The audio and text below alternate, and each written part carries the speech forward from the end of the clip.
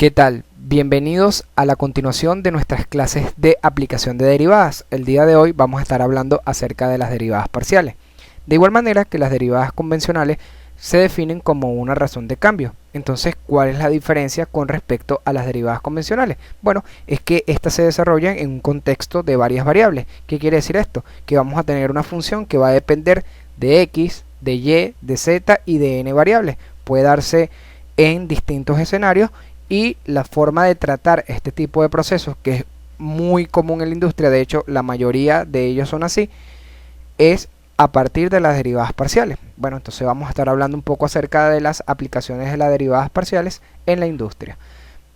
Una de las principales aplicaciones que tienen las derivadas parciales es la optimización de procesos. Es muy común escuchar la función objetivo, ya sea a partir de la optimización de recursos, tales como los combustibles, espacios, sobre todo estos dos son muy importantes en la industria manufacturera, la maximización de la producción, la optimización de los costos, o sea que la utilizamos muchísimo en el ramo manufacturero. Cuando hablamos de la validación, demostramos cuánto estamos obteniendo mediante un comportamiento máximas producciones o ganancia de los procesos, sobre todo en el tema de control automático de procesos. Cuando hablamos de demostración de funciones, hace referencia a el tema termodinámico o de mecánica de fluidos. Para poner un ejemplo, en el ámbito termodinámico, cuando nosotros demostramos que un proceso es isotérmico o es isobárico, haciendo referencia a temperatura constante y presión constante, es a partir del cálculo diferencial y de las funciones en varias variables a partir de estas derivadas parciales. Entonces, aplicaciones también tienen un sinfín, porque en la industria es muy común encontrarse que estemos desempeñando una función bajo varios contextos. ¿Qué pasa? Si recordamos el ejemplo anterior, teníamos una función de venta que estaba creciendo y decreciendo por razones externas al retail. Cuando aplicamos dos métodos de derivadas diferentes, nos dimos cuenta que si bien se están desarrollando en el mismo contexto de tiempo, lo tuvimos que evaluar de distintas maneras. A partir de las derivadas parciales los podemos hacer en función de una sola expresión matemática, entonces nos ahorraría un poco de tiempo y es lo que mayormente se hace en la industria. Entonces, como estamos hablando de estas aplicaciones, vamos a ver cuáles son las aplicaciones de las derivadas parciales de Mate 1 en la industria. Hago un paréntesis acá porque las derivadas de cálculo 3 parciales son distintas y se tratan a partir de otros principios matemáticos. Perfecto. Entonces, vamos a ver cuál es la solicitud del cliente en este caso. Dice así: en la industria química el control y optimización de los procesos lo es todo. Es por ello que le solicitan optimizar una función de transferencia de un intercambiador de placas, cuyo comportamiento es el siguiente: ft o función de transferencia es igual a menos 18q cuadrado menos 24p cuadrado más 42q más 72p, donde q es el caudal en metros cúbicos hora y p es la presión en bar. Ahora bien, se le pide encontrar la relación ideal entre presión y caudal bajo estas condiciones y determinar si bajo este esquema es el máximo de producción en el intercambiador. Entonces, básicamente nos están pidiendo encontrar los valores de Q y de P en función de ese comportamiento y determinar mediante la aplicación de la derivada parcial si en efecto se está obteniendo el máximo aprovechamiento del equipo mecánico. Perfecto. Entonces vamos a analizar este pequeño diagrama de bloques que he hecho para empezar a resolver esta situación. Entonces lo primero que se debe hacer es derivar parcialmente la función. Lo segundo es igualar esas dos derivadas parciales a cero, despejar las variables dependientes derivadas de la primera derivada parcial, se calcula la matriz hessiana y se establecen los criterios de ganancia de proceso. En caso de que aplique, se vuelve a aplicar cada una de las partes de este ciclo. Entonces, sin más por el momento, vamos a realizarlo. Volvemos a traer nuestra función de transferencia y se nos dice que lo primero que tenemos que hacer es derivar parcialmente. Aquí voy a explicar cuál es el principio de la derivada parcial. Es bastante sencillo. De igual manera que las derivadas convencionales y sus reglas de derivar de suma, resta, multiplicación y división, aquí es donde se ve realmente la aplicación de ellas. ¿Por qué? Porque cuando yo observo la función veo que depende del caudal y de la presión, es decir que tengo dos variables jugando en este intercambiador. Puedo tener tres, pero la aplicación del hessiano era distinta. Entonces la idea es irnos familiarizando y cuando estemos en cálculo 3 podemos observar cómo empieza a jugar la temperatura también. Entonces cuando yo voy a derivar, la primera derivada es en función del caudal. Entonces yo analizo en mi función de transferencia, veo que esta depende del caudal y esta depende del caudal. Pero 2 menos 24p y menos 72p no dependen del caudal, es decir, pasan a ser constantes. Entonces, ¿qué pasa con la derivada de una constante? Se hace cero. Importante recordar, cuando estoy derivando parcialmente y las constantes, o sea, lo que no depende de lo que yo estoy derivando, están sumando o restando, son cero.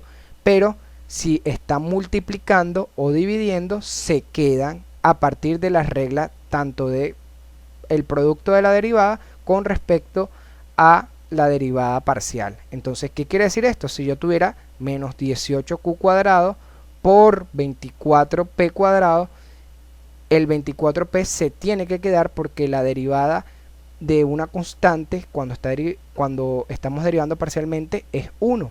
Entonces multiplico 1 por la constante, da la constante, ¿ok? Entonces pendientes con eso, este no es el caso y están sumando y restando y pasan a ser 0. Pero es importante recordarlo. De igual manera pasa con este. Vuelvo a analizar la función. ¿Qué depende de p?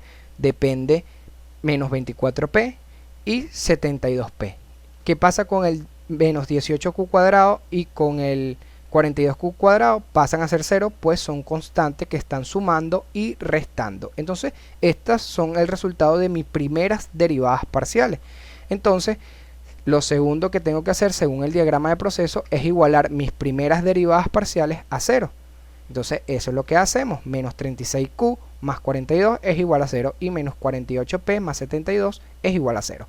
Entonces lo que debo hacer posteriormente es hallar la variable dependiente mediante el despeje.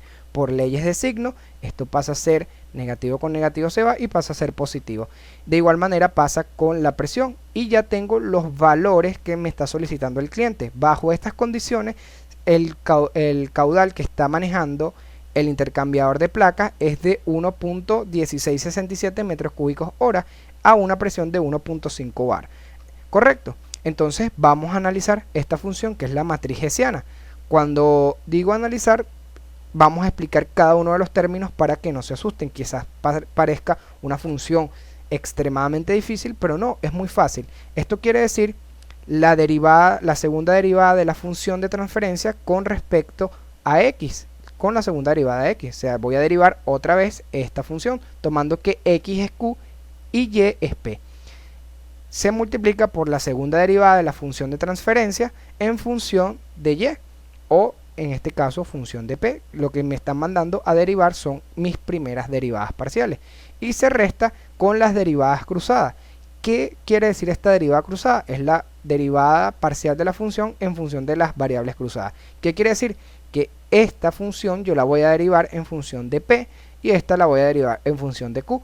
Por razones del proceso, esto se va a hacer 0, porque cuando yo derivo esto en función de p, nada depende de p y las constantes están restando y sumando, pasan a ser 0. De igual manera este comportamiento con la presión. Entonces eso nos ahorra bastante trabajo también. Entonces la segunda derivada con respecto a q me da menos 36, o sea, si yo derivo esto, la derivada de q con respecto a q es 1 multiplicado por la constante es la constante. Perfecto. De igual manera pasa con la segunda derivada en función de p. Entonces ya he encontrado mis segundas derivadas y mis derivadas cruzadas. Es decir, que ya puedo responder a las preguntas. Perfecto. Entonces, aplicando el hessiano, voy a multiplicar el menos 36 por el menos 48 y voy a obtener los criterios de aplicación. Entonces, esto es la matriz del hessiano.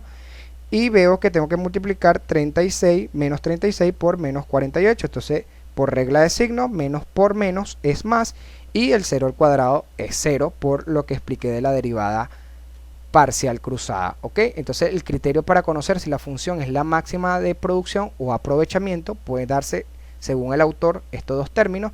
El hessiano es mayor que 0. ¿Por qué? Porque este producto es equivalente a 1728. Si yo multiplico menos 36 por menos 48, me da 1728 positivo, es decir que cumple uno de los primeros criterios.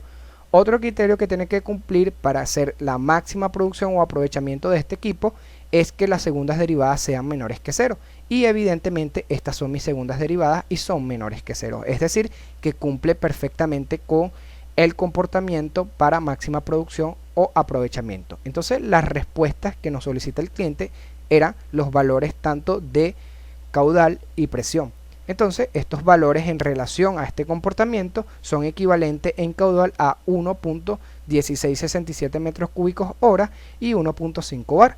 Esto es generalmente lo que hacen los diseñadores y encontramos en los datos de placa. Además de eso, se demuestra que bajo este comportamiento se obtiene la máxima producción del intercambiador.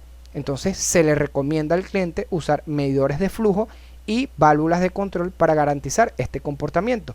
¿Por qué? Porque al demostrar matemáticamente que este es el comportamiento de máximo aprovechamiento, una perturbación en el caudal o un aumento de la presión va a sacar de control automático mi proceso. Es decir, si hay una obstrucción, un cierre de válvula inesperado, va a aumentar la presión y va a volver a salir de control. Entonces tenemos que hacer lo que se conoce como el entonamiento. Entonces, importante hacer este tipo de recomendaciones con respecto a la instrumentación del proceso. Esto ha sido todo por esta clase. Quedo atento a cualquier tipo de duda y vamos ya a iniciar con las aplicaciones del cálculo integral en la industria.